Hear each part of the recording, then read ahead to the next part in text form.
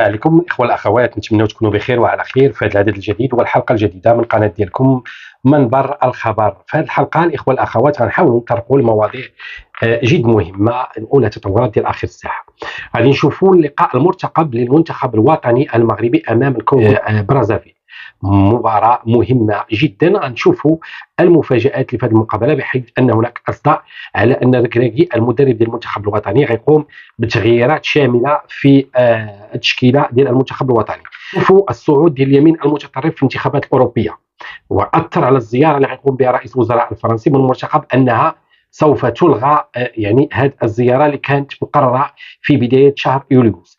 غادي نشوفوا كذلك الطرد التعسفي لمهاجرين من السنغال من طرف الجزائر في صحراء اللي هي قاحلة. إذا مواضيع غنحاولوا نتكلموا عليها في هذه الحلقة بكل تفصيل. دائما الإخوة الأخوات وانتم كتابعونا، المرجو منكم الاشتراك معنا في القناة، تفعيل جرس الإنذارات والضغط على زر الإعجاب باش يوصلكم أي جديد. شكرا لكم الإخوة الأخوات، ونمر مباشرة إلى التفاصيل.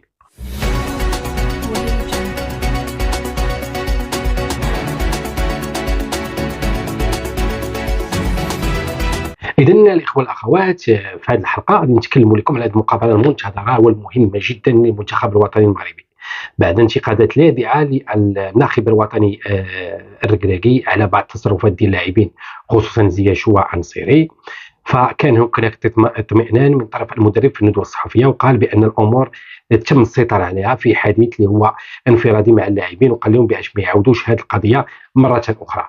كان مجموعة من المنابر الرياضية اللي تكلموا على هذا الخروج الغير مهني واللي ما كيعطيش يعني واحد الصورة جميلة على اللاعب المحترف المغربي بصفة عامة، وبطبيعة الحال عدم احترام الجماهير الحاضرة والجمهور الرياضي الواسع المغربي. غادي نشوفوا ايضا ان اللقاء اللي كان مع زامبيا عرى بزاف ديال المواقع الضعف، خصوصا في الدفاع الثقيل، الدفاع اللي ثقيل شي شويه يعني في الهجومات العكسيه ديال المنتخب الخصم.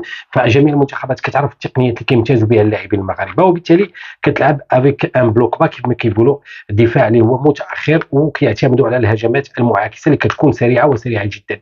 وبالتالي فخصنا واحد خط ديال الدفاع اللي يكون سريع ايضا. فسايس نظرا للتقدم في السن اعطى المنتخب الشكل اللي هو كبير وكبير جدا، ولكن مع التقدم ديال السن ومع الاصابات، راجع من الاصابه، ادت انه كان ثقيل شي شويه، خصوصا في هذيك لاغولونس اللي كانت اولا الهجمه اللي كانت ديال المنتخب الزامبي، وحرز منها هدف ديال يعني الشرف امام المنتخب الوطني المغربي.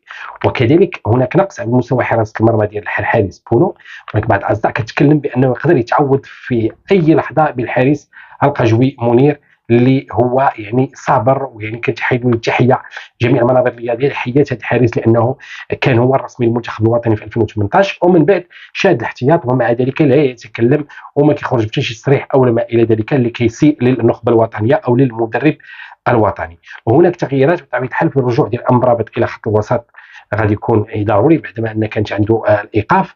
غادي يقدر يلعب بالكعبي والصباري. اذا غادي نشوفوا يعني مجموعه من التغييرات على طال التشكيله، باش ان الوجه ديال المنتخب الوطني المغربي يبان بالصوره الحقيقيه اللي خلاها لنا موراء كاس العالم 2022 بقطر، حيث انه حقق انجاز عالمي اللي ما يمكنش شي حد غادي يحيدو ليه بطبيعه الحال المدرب الركراكي، حتى شي حد اللي ما يقدر يزيد على هذا الانجاز اللي حققه الكره الوطنيه.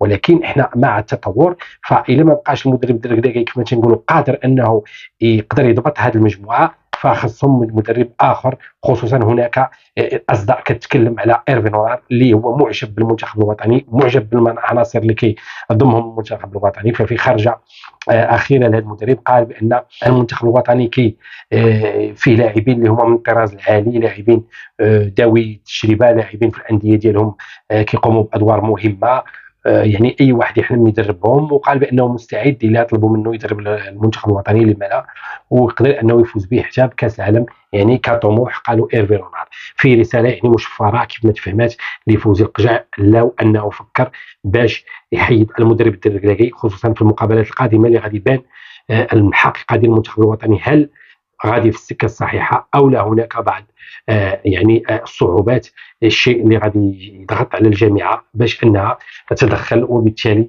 يقدر يمشي حتى الاقاله ديال المدرب وتعيين مدرب اخر ما كان المدرب الركراكي. لكن نحن نطمح ونتمنى حظ سعيد المدرب الكراكي باش انه يحيد هذه الفتره ديال الفتور اللي كيشهدها المنتخب الوطني، ويتالق ويورينا صوره اللي هي جميله للكره الوطنيه، ويتمكن من الفوز بحصه بالاداء والاقناع امام الكونغو برازافيل.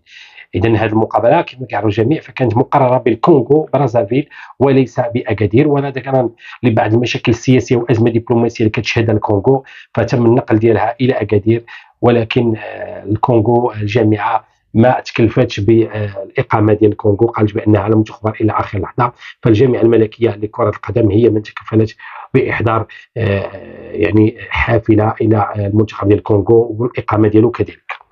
اذا هذا اخواني اخواتي، اذا نتمنى حظ سعيد للمنتخب الوطني هذا المساء باكادير ويحقق الفوز ويكون الطريق ديالو معبد وسهل للولوج الى كاس العالم او لا الى التاهل الى كاس العالم 2026. غادي نشوفوا في الموضوع الثاني اخواني اخواتي اليمين المتطرف الفرنسي اللي فاز في الانتخابات الاوروبيه، وكانت انتكاسه كبيره للرئيس ماكرون حزب النهضه بطبيعه الحال اللي فشل في الانتخابات الاوروبيه، الشيء اللي دفعه باش انه يحل الجمعيه العامه للبرلمان الفرنسي ويقرر باش تكون انتخابات في 30 يونيو الى يوليوز بطبيعه الحال، باش تكون انتخابات اوليه في 30 يونيو و7 يوليوز انتخابات ثانيه بطبيعه الحال باش يحاولوا انه يستبق اي يعني مشكل يمكن يجيه في المستقبل من اليمين المتطرف بطبيعه الحال اللي طلع في اوروبا، وخايفين عليه كذلك بانه يشد زمام الامور في فرنسا، وبالتالي السياسه الفرنسيه غادي تبدل بشكل اللي هو باين، يعني خصوصا كنعرفوا اليمين والعداء ديالهم بطبيعه الحال للمهاجرين على الخصوص، انه عنده واحد السياسه ديال طرد المهاجرين وعدم التعامل معهم باي شكل من الاشكال. لكن اليمين المتطرف السياسه الخارجيه ديال اوروبا يمكن غادي تتغير، ففي الواقع هو بعض القضايا كيدافع عليها كالوحده الترابيه للبلدان وما الى ذلك. يعني انا كنتمناو ان الحزب اللي يكون فرنسي الان يكون في صالح بطبيعه الحال المملكه المغربيه وفي صالح الجاليه المغربيه المقيمه بطبيعه الحال بفرنسا. اذا غادي نشوفوا موضوع اخر وهو الطرد التعسفي لمجموعه من المهاجرين. يعني قامت السلطات الجزائريه بطرد مجموعه من المهاجرين جنوب الصحراء بطبيعه الحال السنغاليين الى صحراء اللي هي قاحله في ظروف يعني لا تمت بالانسانيه، عطش وجوع تهدد حتى الارواح ديالهم، يعني تهددت في هذه الصحراء. وبالتالي فكيف ما وقع مؤخرا مع النيجر هي تقوم بنفس الشيء مع مهاجرين سنغاليين، يعني انها تطردهم في ظروف قاسيه وقاسيه للغايه. اذا هذا الموضوع غادي نحاولوا نرجعوا ليه في حلقات قادمه بحول الله، ونحاولوا نتكلموا بالضبط على ماذا يجري في هذه الاماكن ديال المهاجرين اللي كيحاولوا انهم يدوزوا للديار الاوروبيه وكيمروا على الجزائر، ولكن هي الجزائر كترحلهم يعني بظروف اللي هي ما يمكن نقولوا عليها الا مزريه، يعني كتعوم الشاحنات وما الى ذلك وكتلوحهم في الصحراء القاحله بطبيعه الحال. اذا دائما نذكركم الاخوه والاخوات بالضغط على زر الاعجاب باش ينتشر هذا الفيديو على اوسع نطاق. حاولوا انكم تشاركوا مع الاحباب ديالكم والاصدقاء ديالكم. شكرا لكم اخواني اخواتي، والى حلقه قادمه بحول الله.